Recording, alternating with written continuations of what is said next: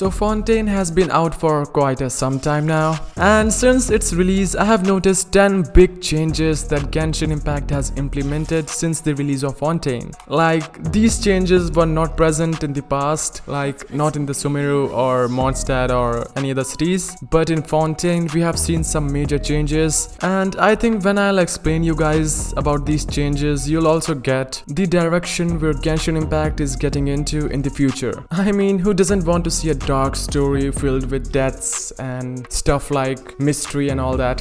So yeah, before starting off this video, I want you guys to subscribe this channel if you haven't, and also press the bell icon to never miss the future updates of our videos. And now let's start. So the 10th biggest change I have noticed is a new approach to an Archon. So we all know that in Genshin Impact, whenever a new nation comes, a new Archon also arrives. Lady Farina is the Hydro Archon and the goddess of justice. I guess you all know that. So before the release of Fontaine, no one knew what to expect from Farina, as each Archon has a unique personality and abilities. However, no one expected Farina they actually received. Okay, I think you are not getting it. Unlike the other Archons who take their job seriously or prefer to be out of spotlight, Farina makes a show out of her role. Her people are her fans, not worshippers. They don't worship her, they just see her as a celebrity or something like that. And she doesn't even dictate justice in Fontaine. She leaves it up to the Orbitrace, a device she created with her gnosis to dictate guild. She doesn't really do anything. She just sits in a throne and signs autograph for her people. And her people also see her as a celebrity rather than an Archon. So yeah, it's a really unique approach to an Archon. Number 9. The Fatou Harbinger's influence in Fontaine. In the other cities, the Fatou's influence is revealed later in the story. Like in Mondstadt, Signora didn't make an appearance until she knew she could steal Venti's gnosis. In Liyue, Child was front and center, but he made himself somewhat of an ally. And Signora stayed in the shadows until the end, as did Inazuma. Sumeru changed things by introducing Totore quickly and connecting the Archon quest to Scaramoche's story. That said, Fontaine has a strong Fatou presence from the beginning. I guess you all are getting my point. The first characters players meet in the Fontaine are Lenny and Lynette, two members of the House of the Heart, an orphanage run by Arcalino, one of the strongest Fatou Harbingers. And on the top of this, Child also makes multiple appearances in Fontaine if you have played the story, and he is even found guilty in Fontaine's court.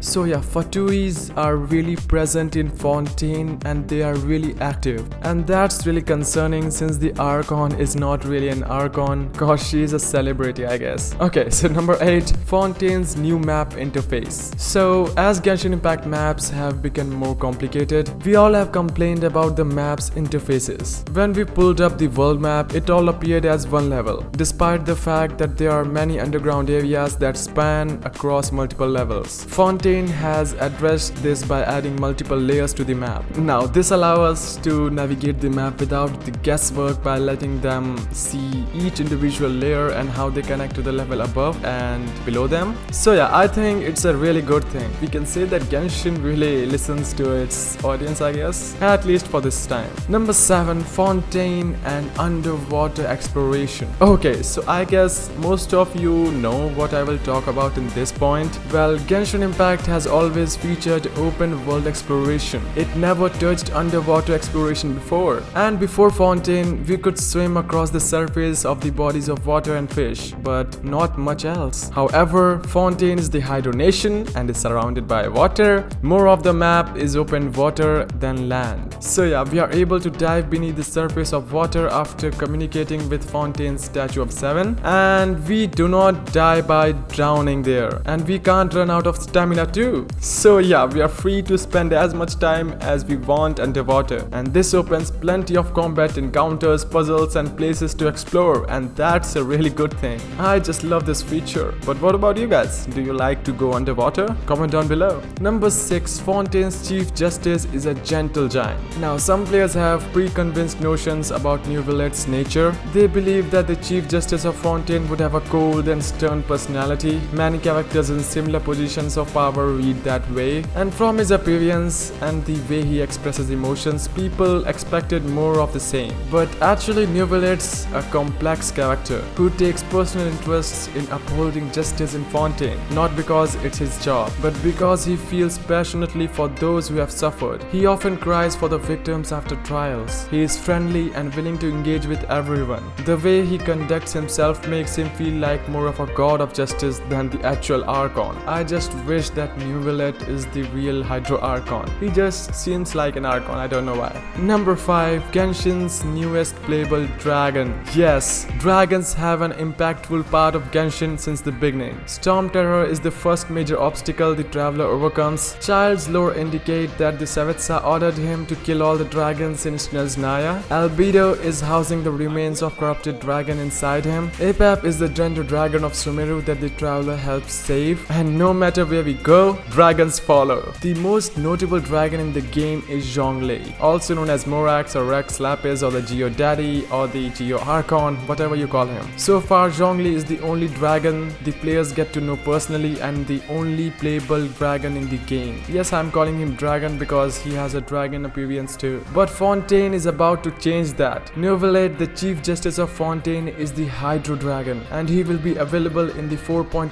update, and I am definitely wishing for him. Will you guys pull for him? Comment down below. Number 4. Fontaine's justice system is a parody of the real worlds. For the most part, Genshin's setting is highly fantasy world with high fantasy problems. While its stories have reflected real world issues like racism and classism in the past, in the Fontaine expansion, the game's main story becomes satiricial. Fontaine makes a spectacle out of justice. The nation is known for being the home of justice, but it doesn't prioritize justice in facts. Its citizens treat trials like live theater. Concepts like the burden of proof barely exist, and if someone is accused of a crime, the judging parties leave it up to the device they don't even understand to render a verdict. So yeah, justice in Fontaine is a joke, which feels particularly pointed in 2023 regardless of the politics. Number 3, we get to investigate the crime scenes. Okay, so Fontaine introduced a new mechanics by allowing players to investigate a crime scene, formulate opinions based on the evidence they collected, and use that evidence in an active court case. This was really exciting feature. I just felt like Sherlock Holmes. I don't know why. So while the traveler has no business investigating crime scenes or acting as a lawyer, with the way of justice is handled in the Fontaine, it kind of works. This provides a fun and fresh approach to the Archon quest that helps endear the player to the new region. And yes, I just love this feature. I hope Genshin adds more feature like this in the future. Number 2, intuitive gameplay and character interaction. Rather than send the traveler on a quest where they'll listen to a bunch of dialogue, see some cutscenes and be pulled into combat, Fontaine introduced itself in a more interesting way. It allowed players to become an investigator, a lawyer and an ally to various people from all backgrounds. There wasn't much of a combat in Fontaine's Archon quest at all. Instead, it focused on investigating the mysteries before the players, making their own decisions and conclusions, and falling in love with complicated and well-rounded characters like Lene, his sister Lynette, Navia and Farina. This Fontaine quest, I will say, it felt like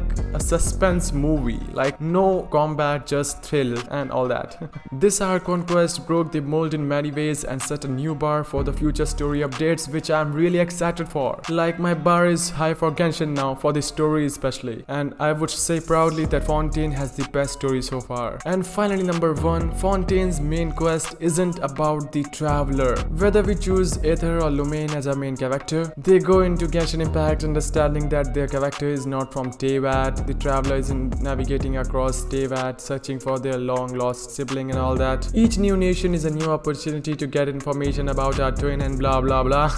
This was a really normal type of story, I would say. But Fontaine told us that this means that the traveler isn't always the main character in the story, despite being the main character. Before, in the past, many Archon quests tried too hard to center the story on the traveler. In Mondstadt, they accidentally ruined Vente's attempt to help Storm Terror. In Liyue, they are wanted for murdering Rex Lapis. In Fontaine, however, they told a story about the people of Fontaine and how their justice system works. And Fatou influence in Fontaine. It's refreshing to see a Genshin story that is not fixated on the traveler but on filling out the details in a complex world. And this felt like a really mature story. I would like to see more Archon quests in the future which are not focused on the traveler, because every time the story focuses on the traveler, it seems unrealistic to me. I don't know why. But yeah, there you have it guys. 10 biggest changes I noticed in Fontaine that Genshin Impact has implemented, and I love them all. But what other changes did you notice, and what changes do you want to see in the future? Comment down your answers below, and I will see you in the next one.